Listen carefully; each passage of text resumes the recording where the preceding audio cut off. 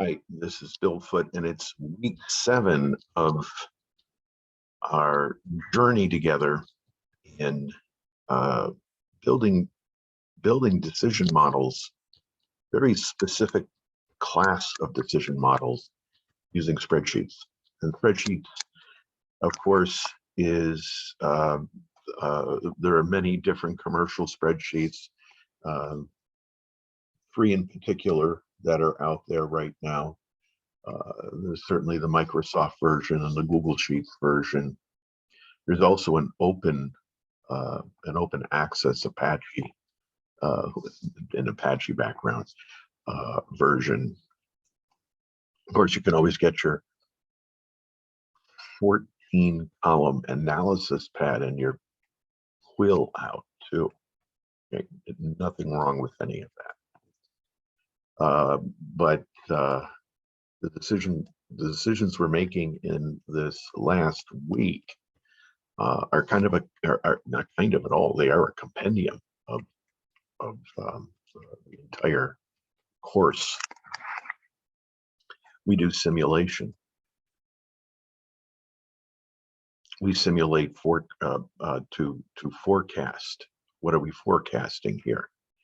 We're forecasting claims, workers' comp claims from an experience base.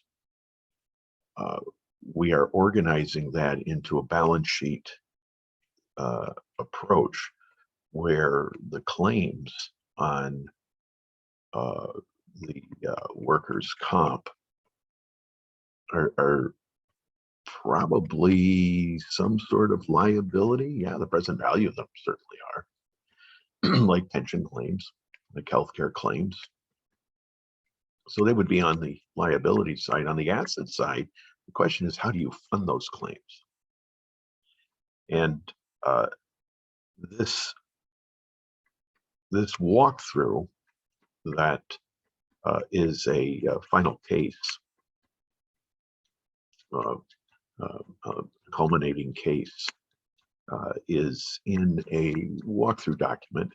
I just want to point out where you can find nearly all the resources for the course. It's right here in WG Foote GitHub. So github.com/WGFOOTE will get you here. It won't allow you to do much here except look at anything in here. And if you were to look at book decision, this is also the storage facility and also the service of the web pages for the book. And then if you go into materials, you will see nearly all the materials in here one way or another. And we're looking at this particular piece right here, this walkthrough. I'm going to show you an example of the solution. It might not be your solution, but might approximate a really good solution to the problem of figuring out and designing a insurance fund. Now, this is based upon work I have done in the past several years for insurance funds in each state of the United States for workers' comp. And it's very similar to a guarantee fund where individual companies that work in the state are required to make premium deposits or at least tie up funds, a guarantee, parental guarantee. So if you're Target or The Gap or Whole Foods and you have employees working for you in a particular state because you have a facility in that state, you have a responsibility under the law, usually under the law, one way or the other, to ensure and guarantee that any work-related claims, slips and falls, injuries, they do happen. Some of these are extremely physical jobs at these facilities. And there are all sorts of provisions to protect workers in these situations. And one of them is to be sure that claims by workers regarding work on site can be remedied. Paying doctor's bills, physical therapy, surgery, whatever it takes. And so we're designing that fund for the vegan workers.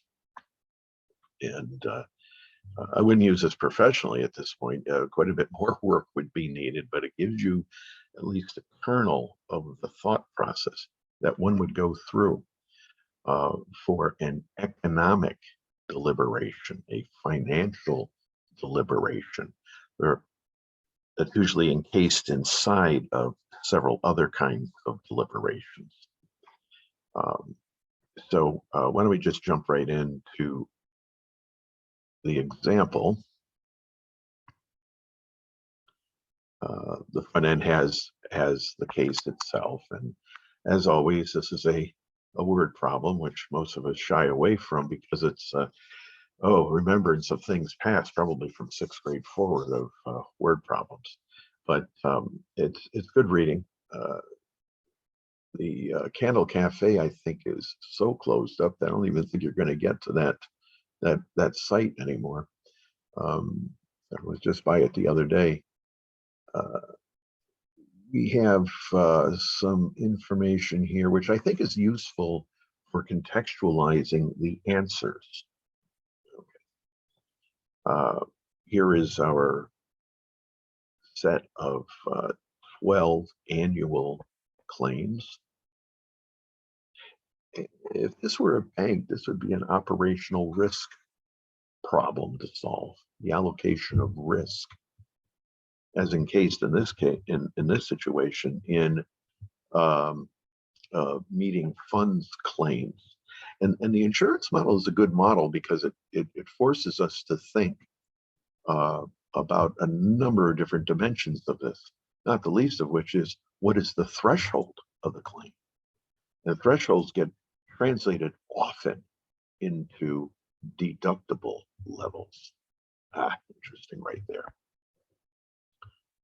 There's the GPD coming up, the gross propensity to digress. No, it's not the gross propensity to digress. It's Wilfredo Pareto's generalized Pareto distribution. There we go, much more interesting. Although the other version of GPD is kind of interesting too. We have several funding vehicles. Now, what exactly these vehicles are? Well, let's become derivatives lawyers for a couple of minutes. We can figure that out. But they're basically contracts. And the things that we're interested in these contracts are their tenor. How long do they last? And when can they occur in some forward stream? The forward stream, of course, is going to be dictated by the claims experience across a future set of annual potential occurrences, each occurring with a probability distribution. That's the forecast from week 6. We're also interested in the return. And this is a term structure of returns. For different tenors, you just take the first 4 of those and you have a basic term structure. But no, that's not enough. You have a forward term structure as well. The short-term forward term structure is going to be contained with A1, A2, A3, A4, A5, and A6. These are all 1-year maturities. So it's a forward short-term structure of returns. And we're going to set them all equal to 1.8%. It's a flat term structure. Much more interesting would be to take these numbers from some forecasting service of the term structure. If you go back to the GitHub site, you will find a way to approach that in my financial analytics repository. use knots there to try to coax the different aspects of a term structure, the way it twists and goes up and goes down, short term versus long term. Very interesting analysis. Not what we're trying to do here, however. Okay, this is what we're interested in. So the ask is, how do we design this fund? What are we trying to do? And the results is tab gives us one way of doing this. And I'm showing this just to kind of coax you into a sense of security about this model. But you're going to have to run it yourself. You can see how you can build the second scenario. Pretty straightforward. Leave everything else blank, but check that out. And why is that? Why is it blank? Well, if you go to, oh my gosh, where is it? The fund allocator itself, this tab right here, you see that we had already designed, thanks to a model from Cliff Ragsdale from years ago, which model I've incorporated here. We've used similar models for years just to give you a visual of what this should look like. See, we have whole vehicles that are not even interested in it. And if you look at the if statements for this, okay, good spreadsheet design says you should document what you're doing, at least with formula text. That's what that is, formula text. And you can see ultimately, maybe it's just going to be a blank. And blanks are interpreted typically as if they were 0. Got to be careful with that. Here's the strip of forecasted. Now we should expand this so the human being can see it. There we go. Of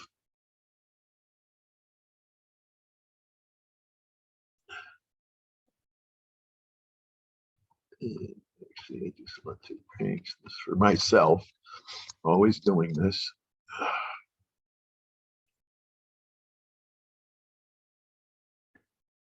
There we go. Much better. Okay, it's a number. I don't care what currency it is. The functional currency here is going to be what? US dollars. It could be Great British pounds. It could be Central African francs, whatever it is. And we can run this one time in order to get it. So that's where this information is going to be deposited, the second model. Now, why are we running a second model? Pray tell. Okay, we're running a second model, and this is what is needed to be decided, because it is never, ever, ever sufficient to do 10,000 simulations or 100. No, you've got to look at different aspects of that problem and ask the question, what are we sensitive to? This goes back to week 1, the sensitivity analysis. Week 2, the sensitivity analysis we did with a single variable, single answer. We got multiple answers here. Single decision on lease rate or price. And also with the EOQ. Single decision. Single decision. Okay. What is that decision sensitive to? In our case here, in week 6, we said it was threshold. Different thresholds gave us different decisions. In week 7, we expand on that idea and say, okay, for a given threshold, realizing that we can change these thresholds. And remember, the thresholds are deductibles in the insurance context, if you need that context. The thing we're looking at here is funding vehicle. So the claims could have a very sensitive scenario generating variable where we could have a low, medium, and high, or the 5 of Pierre Schwartz's work at Royal Dutch Shell, for example, forecasting the future in his work. Or in this case, we could have 2 different modes of funding. Well, the one is the one that has been run in the book.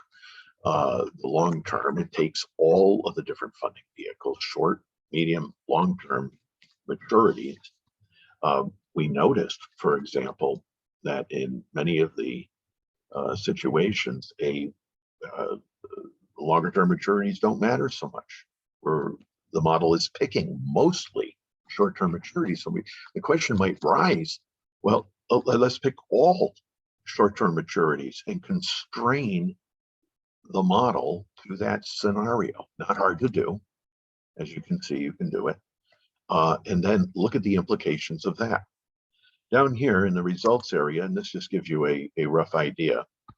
These are just some notes about a description of the scenario, description of the problem, description of the model. And it's always along these three lines. What is the decisions that are being made? Decisions, of course, are the fund allocation decisions. How much are we going to deposit to guarantee a future payout that we think might happen? Okay, these are all very, very charged words there. What are the decisions? In the multi-period problem, with the production and the pricing, we had both pricing decisions and production decisions, remember. What are the objectives here? The objectives might be to put the least amount of money into the first year capital deposit. And then the next year we run the model all over again for the future. And because life changes, vehicles will change, and other situations will change, like claims experience. We'll run it for the next tranche of years, and we come up perhaps with a new first year capital. Okay, and so on and so forth. That's one way to run it. The other way to run it is to do the present value of future capital. We could do that too, right? Or we could just say present value of all of the capital,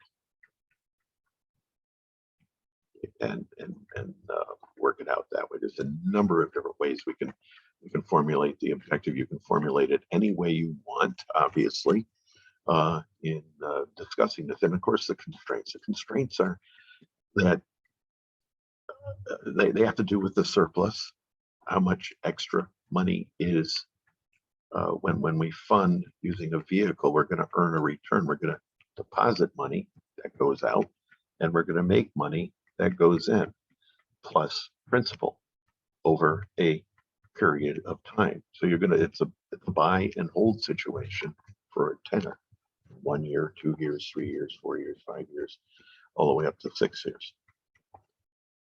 Okay, fine, you do all of that. Wonderful. How are those constraints working together? And they're all working simultaneously, just like the production constraints that we did with the multi-period production problem. They're all working together. They literally define the technology. Here, we're defining the financial technology. Okay, there we go. So have a discussion about that. These are just notes. This is not a complete discussion, obviously. And then we run a sensitivity analysis. Here's an example of one with, again, a discussion. This is the whole point of the course, to get to this kind of conversation. Build the model for a conversation. We already know what the first, one of these is. Here we go. And then we have the other. Okay, so you have to define what these terms are at the very top, at the very least. In comparing and contrasting, here we have a typical quartile approach. IQR is the interquartile range. You can build a Tukey's fence with this. You can play those kinds of games, which I think would be very, very useful for this, because these are not normally distributed. The claims that are in this model are not normally distributed, and the funds allocations that are made optimally for each and every run of this model, for each and every potential forecast of this model, all generated in a Monte Carlo simulation, are going to be wild. Yes, wild and crazy. How wild? How crazy? You might ask. Well, remember the bathtub approach. There we go. It goes up like this. Doesn't look like a bell curve anymore. You have the strong possibility, and that's kurtosis, volatility of volatility, the strong possibility, strong plausibility, the strong credibility, strong compatibility of the experience of past claims as they might be used in forecasting future claims, with the hypothesis that you are going to have some high numbers, very high numbers. And that's where the threshold again comes in. The threshold, if it's set low, takes in even the low experiences as opposed to the high experiences. You increase the threshold and you can get something else. And welcome you to do that here. Okay. And then provisional recommendations based on this. Based upon all of that, talk about the compatibilities, talk about the scenario, talk about which one you might choose. There's actually a trade-off in this model, definitely, between the two funding vehicles. Remember, in week 6, we talked about not funding vehicles, we talked about different thresholds. You might wind that into this discussion, at least as one of the recommendations, more study. Always a good recommendation to make. Let's burrow into an area that we have discovered with the conversation that this model provides the decision makers, and work it that way. So the rubric, just to help yourselves, always build a rubric for what is good and what's not so good. This is similar to a capability maturity model approach in business, any business, where you look at the different dimensions. And here are some project-specific dimensions. Are we incorporating the model appropriately? A good thing to ask in any model. Are we performing sensitivity analysis? Another good thing to ask in any model. Just don't do a model. Throw in your 2 cents, your 2 euros, your 2 loonies, whatever currency, or 2 francs, about how things might be different if you change an assumption, or 2 or 3. Build a profile of assumptions. And the third one is providing conclusions and recommendations. And look at the checklist. Look at the checklist. It's all here. What's expected?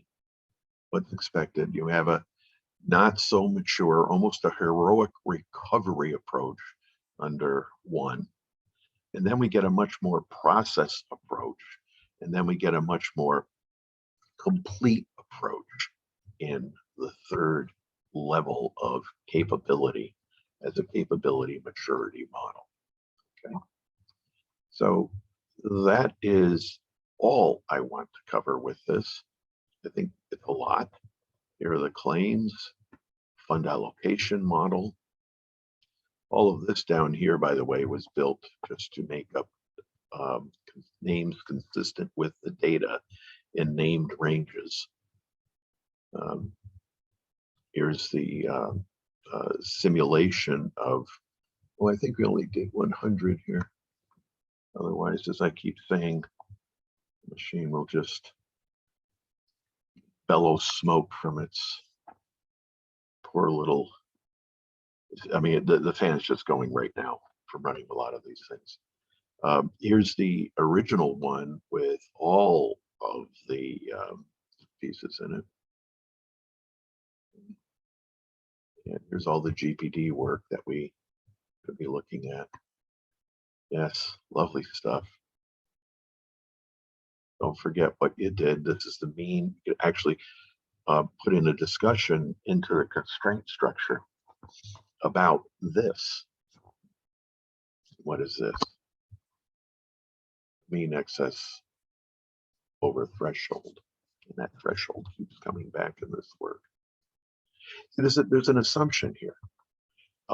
We have tails of a distribution. Tails in this distribution are crazy. I mean, you go from 200,000 to 28 million. I mean, it's just crazy experience. So there's two groups, two behaviors going on. One, everybody would just call an outlier, remove the outlier, and no, that is valuable information. But you might need to consider it separately and see how it folds in as a separate set of behaviors in with the other behaviors, which look much more easy to budget against. Okay. So we're always back to the threshold. Always look at how we're building grids to solve for things. And here's the approximation grid, again with a key, constructed key. Get the unique ones of these so we can find the joint probabilities of occurrence of the two main drivers of claims distribution, the sigma, the variability, and C, the thing that drives the, it's called the power law, and I had you read Nassim Nicholas Taleb about this, and my point is this is also part of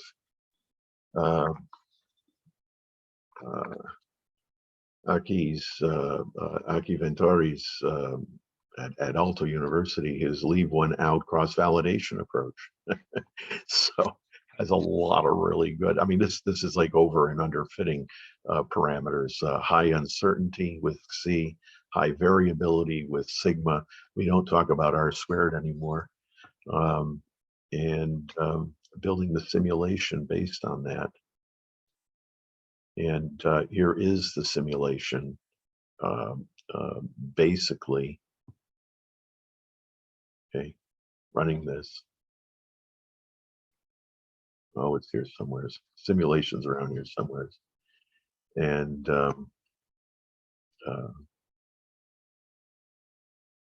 running all of the aspects of it so we can get some pictures. Wow, that's kind of crazy. That's just 100. This is a simulation for the short-term capital situation. I mean, we have all of this going on. And there's a control area. Yeah. Nothing there, nothing there. Okay, so you got the entire cook's tour. This isn't the chef's tour, it's the cook's tour. All the things we were looking at for this case, and all the things that come crashing down always at the end of the course, one that accumulates.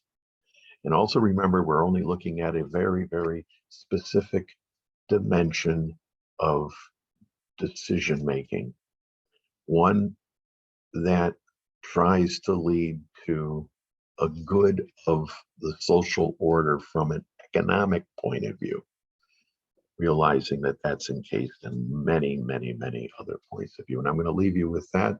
And I hope you've enjoyed the course. And to the extent that there's an enjoyment in understanding and in seeing the work of your hands in this model, also some enjoyment and joy in building the beginnings of an actual product that could provide a very useful way to help workers, for example, have a sustained future. Anyways, with that, I leave you, and I thank you once again for your very kind attention for these very rigorous, rough and ready weeks. Take care and thanks.